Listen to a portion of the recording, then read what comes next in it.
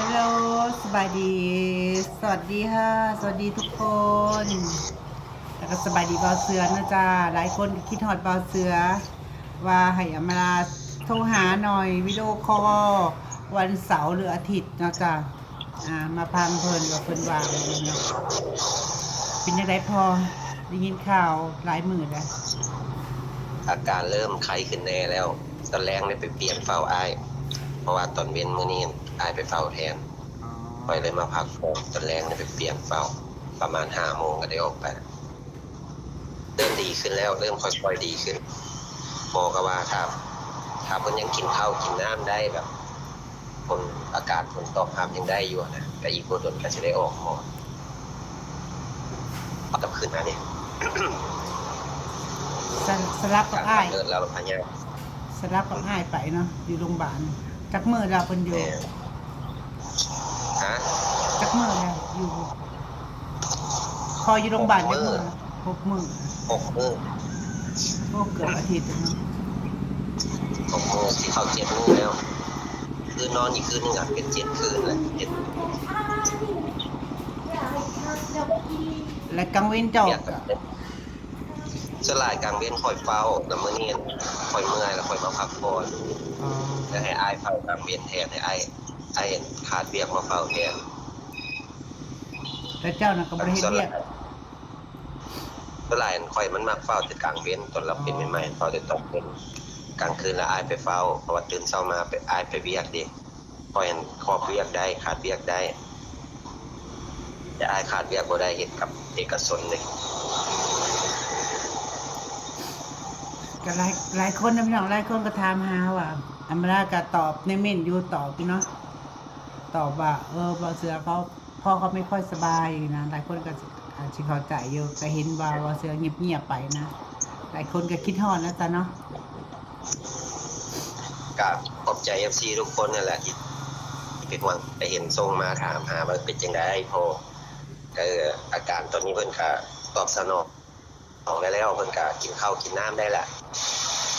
บอกก็ว่าอีกบ่ดนดอกถ้าเพิ่นยังกินข้าวกินน้ำได้2-3 มื้ออาจจะได้กลับบ้านได้กลับมาเบิ่งกันคือเก่ามาเบิ่งอยู่งานอยู่ศาลแหละโรคพยาธิอันนี้คือว่าแหละเพิ่นความดันเพิ่นคันเพิ่นกินไอ้หยังผิดน้อยนึงอะความดันตั้งส่งขึ้นก็ซอกไปมาใส่ออกซิมาใส่นอนอยู่หมอความดันขึ้นหลายและตอนใหม่ๆแรกๆนะได้เข้า ICU พุ่นน่ะแต่บ่รู้สึกโตเราซอกเรามิงเราล้มน่ะแล้วบ่รู้สึกโตแบบ2 มื้อ2 คืน2 มื้อที่3จึงรู้สึกโตไปอยู่ห้อง ICU เห็นพ่อเห็นแสงเดือนเราถักมาเราโทรมาลมน้ำแล้วก็ว่าพ่อบ่เสือแกออกแล้ว ออกจากโรงพยาบาลออกจากห้อง ICU แล้วอีกประมาณนี้นะหลายคนก็ที่ห้อง ICU แล้วมาอยู่ห้องพักฟื้นแล้วกับหมอยังติดตามเบิ่งอาการนั่นแหละหลักๆเพิ่นก็ไปคลำแนวอยู่ในกินอย่ากินเร็วๆเละๆหลายซีนตื่นก็กินบ่ได้ละแค่กินแต่ปลากับผักเดี๋ยวนี้เป็นกำลังใจให้เป็นกำลังใจให้เด้อ โดย หลายคนก็ถามหาเนาะที่หลายคนก็ถามหาเห็นบ่เสือเงียบๆเนาะจ้ะเพราะว่าเพิ่นก็เบิ่งพ่อเพิ่นน่ะพี่น้องนางก็ฮู้ตั้งแต่ต้นๆพุ่นแหละนางก็ตอบเม่นก็บอกเขาเจ้าอยู่ เกี่ยวเข้าแล้วว่าทางคุณน่ะ เกี่ยวของนางแหล่เกี่ยวของเจเดแม่นก็อาจสิบ่แล้วเนาะย่านฝนมันมาเด้ย่านพายุเข้าวันที่4ก็เลยหยุดตอนแรกเขาเจ้ามัดเกี่ยวแต่ตอนเช้าถ้าเกี่ยวเลยกับมื้อนี้ก็อาจสิแล้วพอหลายคนเด้หมู่เพิ่นหมู่มาซอยหลาย เข้าเราได้เกี่ยวไว้เนาะ แม่นเพิ่นใส่ข้าวดอกเด้ คุณเดคุณยายได้สบายดีอยู่ติ แม่น คนสบายดีอยู่ดี แม่นสบายดีอยู่สบายดีบ่อยู่ ยายบุญเดอยู่ดีมีแฮงเบ่ทุกคน แม่นไปหาเฮ็ด มื้อเช้านี่ก็ขึ้นแต่ทุ่งนาก็แล่นเข้าป่าแล่นเข้าป่าไปเก็บเห็ด เฮ็ดออกอีกวัน แม่น เฮ็ดยังออกอยู่วัน แม่นเฮ็ดปวกมื้อว่าสิไปแต่เช้าอยู่ว่าเขานั่งซีส่วนไปแต่เช้าไปหาหอยแดงหาหัวบรรณวา ได้อีกวันละ ได้อยู่ได้คณะวันน่ะมื้อเช้าได้เต็มตา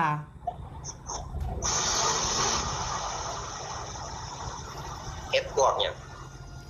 เขา พวกเขาดอพวกน้อย เฮ็ดปวกจิกแม่นเฮ็ดปวกน้อยเฮ็ดปวกจิก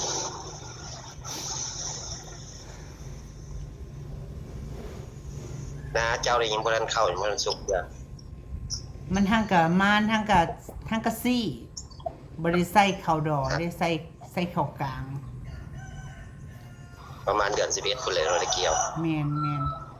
เกี่ยวข้าวดอกแล้วเรียบร้อยพุ่นน่ะ เดือน11เดือน12แล้วเราได้เกี่ยว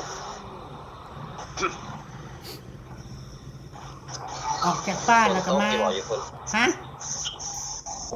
ฝนตกอยู่หว่าอยู่ บ่ตกก่อนมื้อวานนี่ตกอยู่มีมื้อวานนี่กับมื้อนี้บ่ตกพายุก็น่าสิเข้าวันที่4มั้ง เป็นจังไดเลี้ยงงัวเลี้ยงง่ายอยู่บ่ มันเริ่มติดแล้ว มันย่างว่าจะไปแก้รักบ่ดึงเสื้อกันย่างตามมันเคยได้กินเด้เพราะว่าตื่นเช้ามาแล้วก็สิปั้นข้าวใส่เกลือให้มันแล้วมันติดย่างไปแซวกันย่างตาม มานี่ก็มาบ้านเจซีก็มีเอื้อยเพิ่นอันเลี้ยงอันหมูกระทะก็เลยมาก็เลยไปผูกไว้ในป่าอ้อยไปผูกไว้อีกส่วนน้อยแล้วก็มามื้อเช้านี่ก็แม่เพิ่นไปเกี่ยวหญ้าให้มัน2 ศอกก็บ่ยากดอกบ่ยากเลี้ยงไว้ลูก2 ตัวเอง กกไม้เด้มีตัวรอดเบิดกกอยู่ละ แม่นรอดเบิดหมากซิดาม่วงน่ะมันเริ่มแตกกิ่งแล้วตอนแรกมันตายเด้มันเริ่มแตกกิ่งขึ้นแล้ว เอาไปปลูกทำอิฐเฮาบ่ได้เด็ดไก่มันออกเด้ปกติต้องเด็ดไก่มันออก แม่น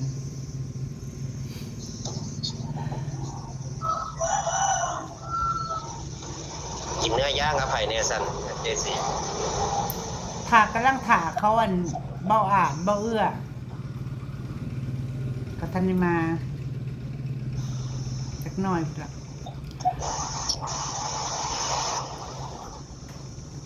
ซื้อมาเฮ็ดเอาว่าหรือว่าจังได๋ซื้อ แม่นซื้อเป็น สำ สุด เร็จเลย ซื้อเป็นสุด ซื้อ มา สำเร็จ แต่เก่าอยู่บ้านเฮาเนาะซื้อมากินนะมีแต่มาเฮ็ดเองเนาะซื้อเป็นสุดมันก็ดีอย่างมากบ่ได้ยากนี่ก็คือดังแค่เตาแล้วก็เฮ็ดเลย ก็ดีตัวเขาขายสุดเท่าไหร่ล่ะสุดจักร้อย มันมีสุด200แล้วก็สุด300ซื้อกับผู้ใดไปซื้ออยู่พูนน้องบัว ก็ดีตัวบ่ได้เฮ็ดกินบ่ได้มางม แม่น มีแบบอย่าง กำลังสวนกันไปนี่อยู่นั่งสีสวนไปอันลินบุญบังไฟเล่นบุญช่วงเฮือบุญช่วงเฮือนี่เข้มมาละ กินมาราด แม่นเริ่มมื้อนี้วันที่2ที่3ที่4ที่5 คุณโซ่อาบ้านข่อยกันคุณโซ่อาเวียงกันเริ่มเลยเริ่มงานกันละวันที่6วันที่7นี่เขาสวงกัน อ๋อ โซ่อาเวียงได้เฮือไฟลอยกระทงบนทรงเฮือเวียนที่6ที่7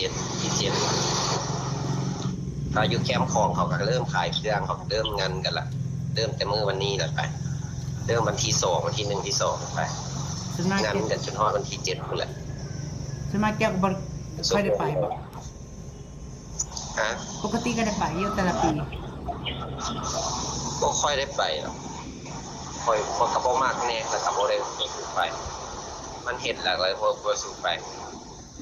ฟังมาปีนี้แหละบางทีอาจจะไปเลาะเบิ่งค่าบ้าน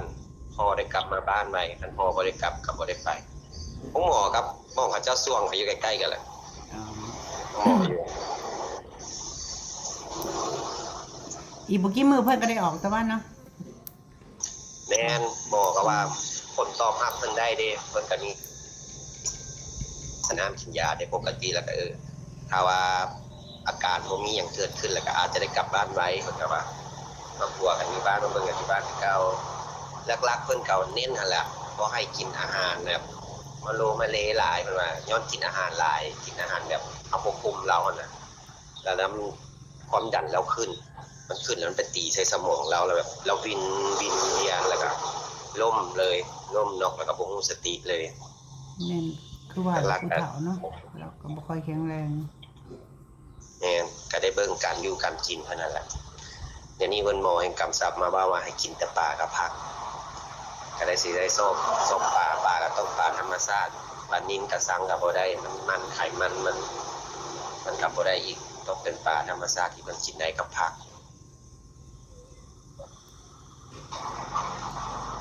ไปลองซื้อปลาแต่ละเช้าต้มข้าวต้มใส่ปลาเสื้อก็ใส่ผักเพราะว่ามันยังบ่มีแห้งยามกินข้าวได้เทื่อได้ต้มข้าวให้เพิ่นกินเอา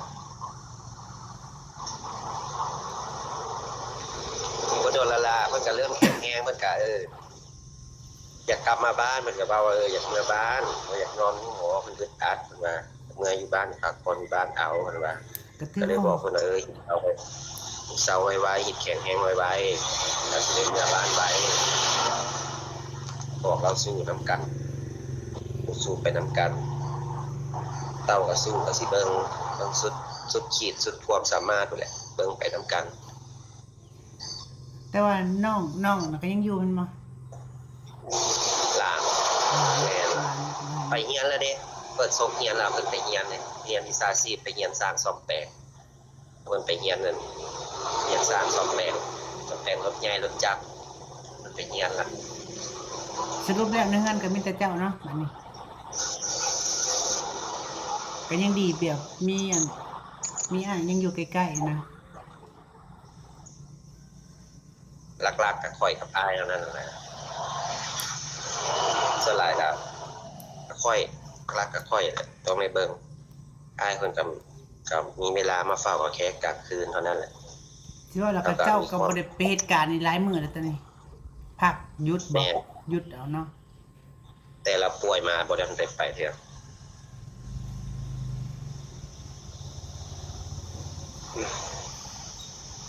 เพิ่นก็ดีขึ้นแน่ล่ะเรื่องดีก็ดีขึ้นนั่นแหละอาการมันก็ดีแหละหมอก็รักษาดีทั้งหมอลาวก็ได้แต่คนคือเว้าแหละโรคผู้เฒ่าโรคแก่โรคเรื่องนี้น่ะมันมักจะเป็นแล้วว่าหมอก็ว่าถ้าบ่คลำมันมักจะกลับมาเป็นคืนต้องได้รักษาดีๆต้องได้เบิ่งกันดีๆแล้วว่า แม่นเคยก็เข้าใจอยู่ค่อยเข้าใจเพราะเคยเบิ่งแม่ตอนแม่ตัวเองยังไปบ่ได้เด้ตอนแม่ตัวเองเป็นอัมพฤกษ์นะแห้งแล้วเราบ่ตีงยังบ่ได้ต้องอุ้มอาบน้ำต้องอุ้มอาบน้ำป้อนข้าว กันแนวนั้น ขึ้นมาเบิ่งแม่จนเฒ่าซุมื้อนี้ ป้อนข้าวป้อนน้ำอาบน้ำอาบท่าให้ มันก็บ่แน่เพื่อปาฏิหาริย์เนาะเราอาจกลับมาย่างได้คือแม่ข่อยนะจังได๋ตอนแรกก็คิดว่าจังได๋ก็เราเป็นอำเภอเขตแอวลงคิดว่าจังได๋เราก็สิย่างบ่ได้แล้วก็บุญของเราแหละบำบัดไปบำบัดมาแล้วก็ซุมื้อนี้ ลงเสียหยาคนทวน ยายดูโคตร แม่น ดูอีหลีคุณยายเว้นอย่างแต่ละมื้อซ่อนจะเสียหญ้า คันเมื่อยแล้วก็มานอนแอ่งแรงเด้อบัดนี้พาไปซักยาซักวิตามิน อืม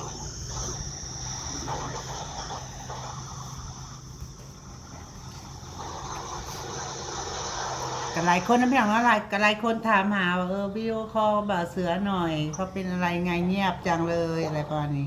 แต่อำมาลาหูแล้วหูตั้งแต่ต้นๆแรกๆครับพี่น้องหลายมื้อนะจะเพิ่นเบิ่งพอเพิ่นนะจ๊ะ แล้วก็มีเอื้อย คนหายใส่ดอกมันช่วงพอป่วยกับบ่ได้มีเวลาสิมาลินโทรศัพท์คนมีเวลาสิแบบที่จะโทรวิดีโอคอลดอก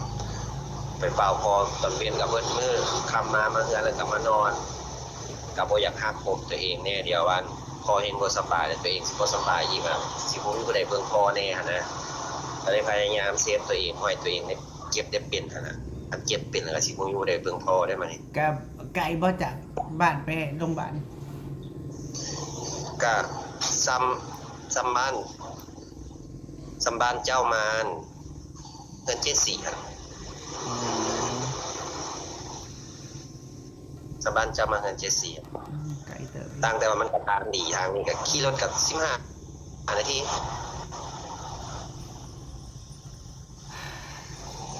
ทางใดก็เป็นกำลังใจให้พ่อให้พ่อหายไว้นะเข้าใจเจ้าเด้เบิ่งผู้เฒ่าเข้าใจอยู่เพราะว่าแต่ตอนแรกก็บ่ฮู้ดอก อันว่าอันพ่อเล่าเข้าอัน ICU เดือนเห็นเดือนแล้วโทรมาเด้แล้วว่าแล้วโทรไปเล่นน้ำเจ้า แล้วโทรไปเล่นน้ำเจ้าแล้วโทรมาเว้าแล้วโทรมาเล่นน้ำข่อย ก็เราก็แซดก็โทรมาให้กำลังใจทุกมื้อเมื่อเดือนอะไรก็เลยทีหน้าเพิ่นก็โทรมาเพิ่นก็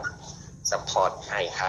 ยามันก็โทรถามว่าเป็นจังได๋พอเป็นจังได๋แข็งดีขึ้นแล้วบ่สลายกับเราแหละโทรมาถามข่าวว่าเป็นจังได๋ตอนแรกมันก็แซดมาหน่อยนึงถามว่าเป็นจังได๋แล้วก็ตอบกับเราหน่อยนึงแล้วก็นอนเดี๋ยวไอ้ก็สิได้ออกไปห้องหมอเลยเนี่ยฮอด 4:30 5:00 แล้วก็ออกไปแล้ว ก็คือมื้อนี้เปลี่ยนอ้ายเนาะเปลี่ยนอ้าย นี่เป็นอ้ายค่อยเมื่อยค่อยเลยมาพักผ่อนตอนเว้นเลยให้อ้ายไปเฝ้าแทนปกติกับตอนเว้นนี่แม่นค่อยนี่แหละกลางคืนแล้วจึงแม่นอ้ายแต่มื้อนี้ค่อยเมื่อยแฮงค่อยเลยว่าขอมาพักผ่อนก่อนบ่อยากเจ็บบ่อยากเป็นอีกผู้หนึงนะคันเป็นแล้วสิบ่เฮ็ดเบิ่งพอ แม่ ก็ น เลยขอมานอนพักผ่อนเงินไว้หนึ่งก่อนแล้วตอนแรกจึงสิไปเฝ้าให้ตอนแรกไปเฝ้าแทนคืนนะ เข้าใจอยู่ค